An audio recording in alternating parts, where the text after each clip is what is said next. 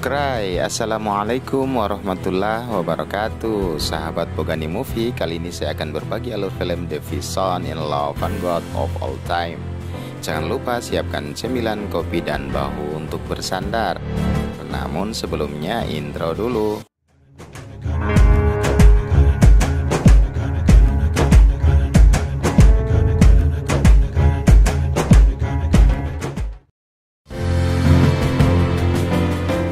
Film The Vision merupakan serial film anime, dan untuk kali ini Bogani Movie menyajikan 10 episode sekaligus. Lebih gampangnya season 1. Film ini diawali dua orang tetua yang sedang bertarung. Seorang kakek berbaju putih atau tetua Songyu dan seorang kakek berbaju ungu, tetua Candy. Kakek Songyu adalah tetua yang mencoba menghentikan tetua Candy yang tengah memperhatikan ilmu terlarang. Kakek Songyu coba mengingatkan tetua Candy tapi tak dihiraukan sehingga terjadilah pertarungan. Dari pertarungan keduanya, kakek Candy langsung dikalahkan, tetapi tetua Songyu juga mendapatkan efek serangan yang luar biasa, di mana dirinya juga akan lenyap dari dunia ini. Tapi saat-saat terakhir tetua Songyu, tiba-tiba ada jiwa yang tersesat sedang melayang-layang di udara. Dia adalah jiwa seorang pemuda yang meninggal karena menyelamatkan seorang anak yang tenggelam. Tetua Songyu ingin punya penerus perjuangannya untuk membasmi kejahatan.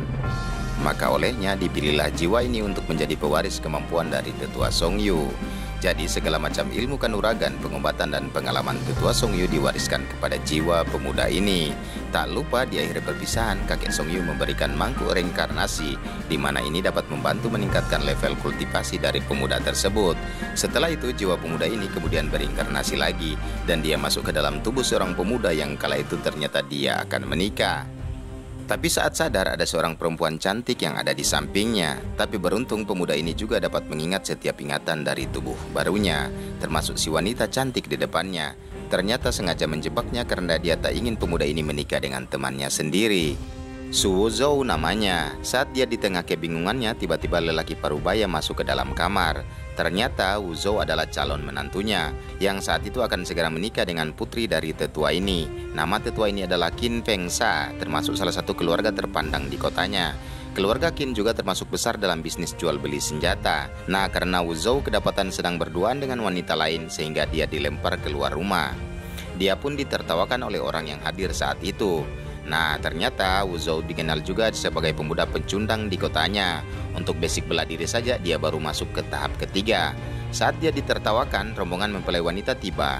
Saat melihat wanitanya yang ternyata sudah tua, Wuzhou ingin kabur, tetapi ternyata dia salah sangka.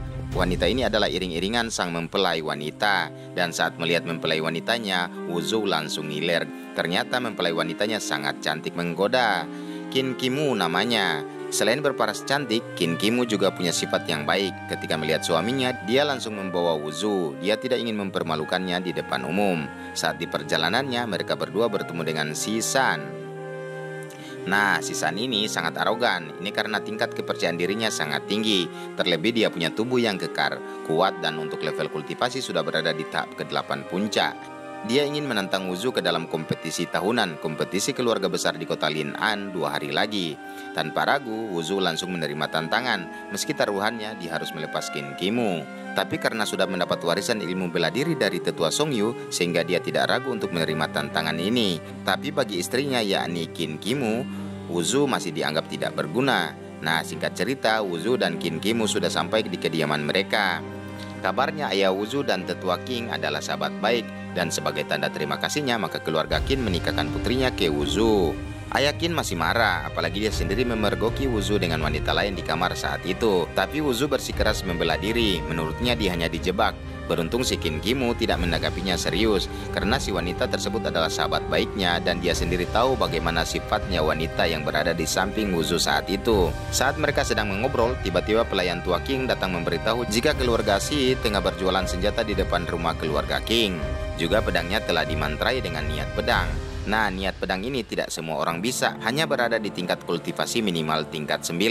Nah, untuk keluarga Si, ada tetua Si Zhen yang telah berada di ranah itu dan memiliki kemampuan niat pedang. Merasa keluarga Si di atas angin, maka dengan sombongnya mereka mendatangi keluarga Qin untuk menantang, memperlihatkan apakah mereka punya pedang dengan niat pedang.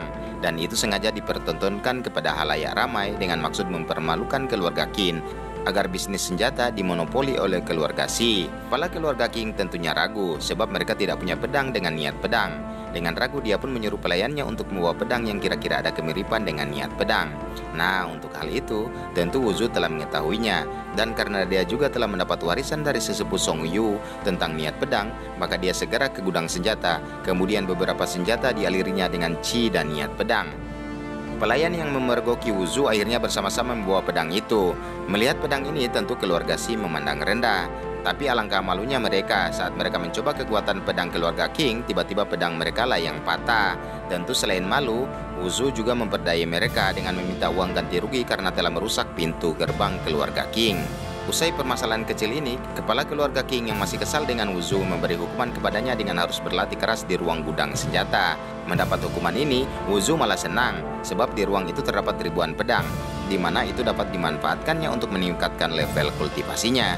Dengan memanfaatkan mangkuk reinkarnasi pemberian tetua Song Yu saat Wu Zu mati dan jiwanya melayang dalam kehampaan. Dan benar saja, dengan memanfaatkan logam dari senjata, mangkuk reinkarnasi mengolahnya menjadi bola energi yang menyatu dengan tubuh Wu Zu, langsung dapat meningkatkan level kultivasi. Dari level langit ketiga langsung naik ke level ranah esensi darah langit ketujuh. Sementara Wu Zu tengah berkultivasi, di luar Si San tengah bertemu dengan Si Shen dan Lei Shen. Kedua orang ini kenal dekat dengan Wu Zu, jadi mereka sengaja berteman dengan Wu Zu hanya untuk memanfaatkannya, karena memang orang di kota Lin'an menganggap Wu Zu hanya sebagai pemuda sampah. Si Shen dan Lei Shen diberikan bayaran oleh Si San agar mereka melenyapkan Wu Zu. Mendapat bayaran yang besar, mereka bergegas ke tempat Wu Zu yang pada saat itu dia baru selesai berkultivasi. Si Shen dan Lei Shen berada dalam level kultivasi esensi darah ke-6. Mereka belum sadar jika Wu Zu telah jauh melampaui keduanya. Akhirnya tanpa basa-basi mereka pun langsung menyerang Wu Zu. Tapi malah keduanya yang dihabisi oleh Wu Zu. Melihat perkembangan kultivasinya ketika melawan dua orang itu, tentu Wu Zu sangat senang. Tapi saat itu ternyata ada wanita cantik lainnya yang tengah melihat Wu Zu dari atas. Dia pun langsung terkejut dan berkata, ternyata menantu yang dianggap pecundang adalah orang hebat yang bersembunyi terlalu dalam. Wu Zu tentu sangat berhati-hati dengan perempuan ini. Tapi saat obrolan keduanya, tiba-tiba kemampuan Wu Zu lain terbuka. Dia dapat melihat bahwa perempuan di depannya ternyata menderita penyakit jantung yang kronis. Di samping itu, kemampuan lainnya untuk mematahkan pesona lawan juga bangkit dari tubuh Wu Zu. Mengetahui bahwa laki-laki di depannya tahu dengan penyakitnya, dia berniat untuk menghabisi Wu Zu. Tapi saat mengetahui bahwa Wu Zu bisa menyembuhkannya, niat ini dia urungkan. Dao Yao nama gadis cantik ini. Wu Zu yang sedang ingin meningkatkan kultivasi tentu sangat ingin modal untuk dia bisa membeli logam yang akan digunakan untuk kultivasi. Maka dia mematok harga pengobatan kepada Dao Yao. Mendengar ini serta mendapat kode 3 jari yang diarahkan kepadanya, Dao Yao menyangka dia akan dimintai 300.000 tael. Tapi dengan penyakit yang dideritanya, dia tidak mempermasalahkan hal itu. Tapi alangkah kagetnya dia, ternyata yang diminta Wu Zu hanya 300 tael. Artinya pemuda ini tidak tahu menahu soal harga. Tapi 300 tael termasuk harga yang mahal dan dapat membeli hingga 600 potongan logam. Sehabis mengobati dirinya, Wu Zu juga diminta untuk mengobati temannya yang terkena racun. Wu Zu juga mematok harga 300 tael.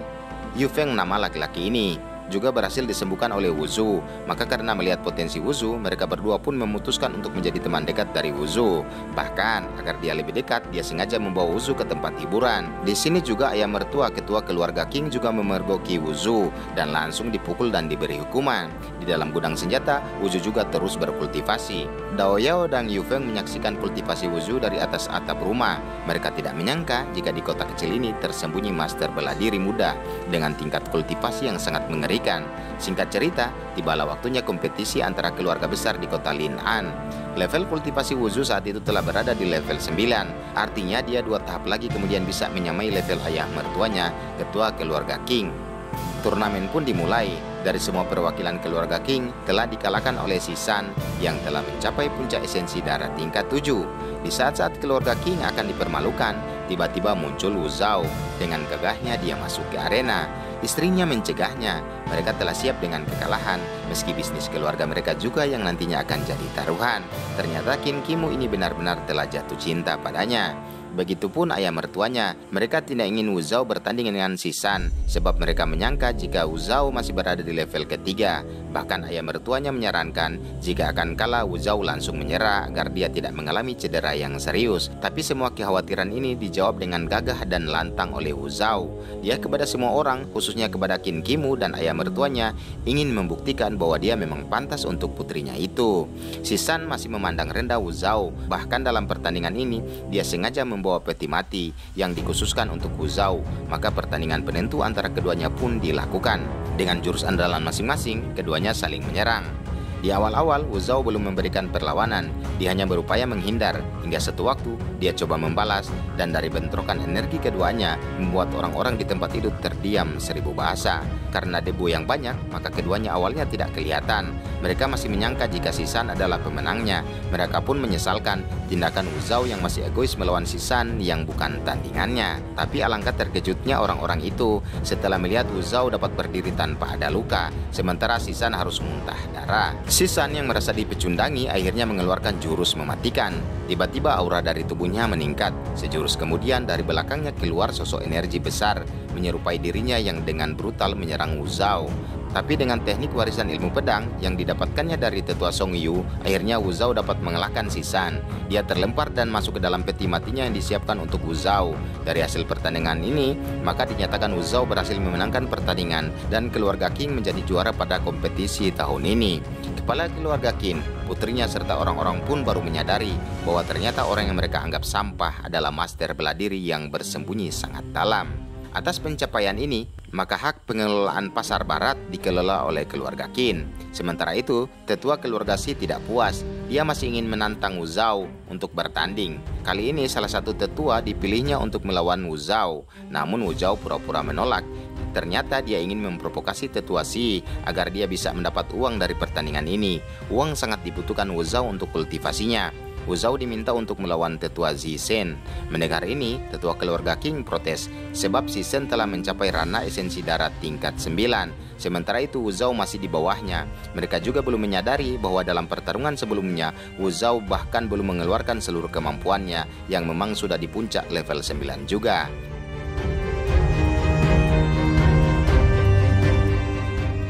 Bahkan kalau dia tidak kehabisan material logam, mungkin kultivasinya masih akan terus bertambah tanpa batas. Nah, menanggapi permintaan tetua keluarga Xi, Wu Zhao menyanggupi asal jika kalah maka wajib membayar dengan uang. Tetua Xi menyetujui, maka pertandingan selanjutnya dilakukan.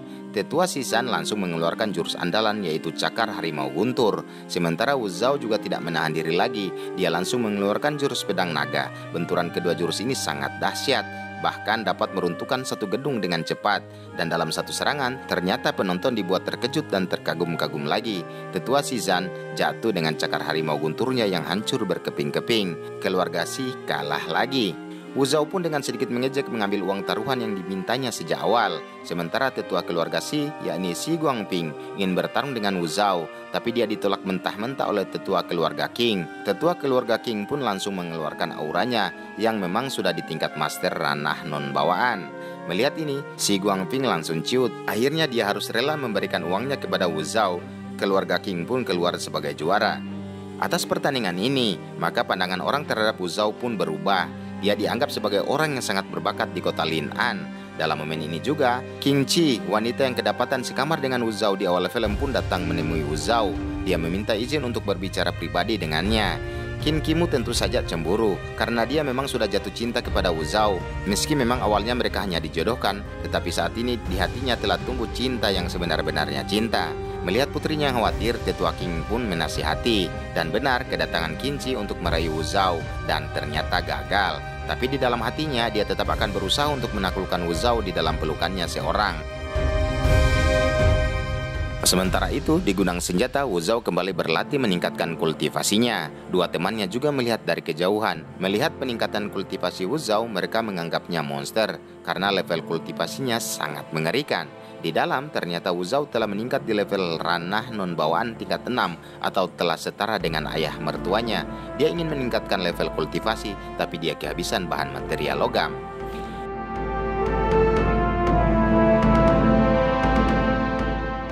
Nah, Karena kelaparan, seharian berlatih, dia ingin keluar ruangan. Tapi ternyata di depan pintu, istrinya sudah membawakan makanan. Istrinya ternyata ingin memanfaatkan momen ini untuk berdua dengan Wu Zhao.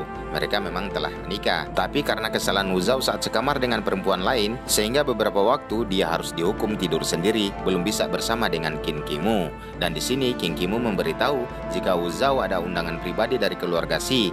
Keluarga Xi Shen dan Lei Shen yang waktu itu dihabisi oleh Wu Zhao karena berusaha menyerangnya. Dan benar saja, ternyata ini adalah jebakan. Beberapa ahli bela diri yang telah bekerja sama juga dengan keluarga Xi ingin menghabisi Wu Zhao sendirian. Dan saat Wu Zhao bertemu dengan tiga master ini, dia tidak ingin mundur selangkah pun.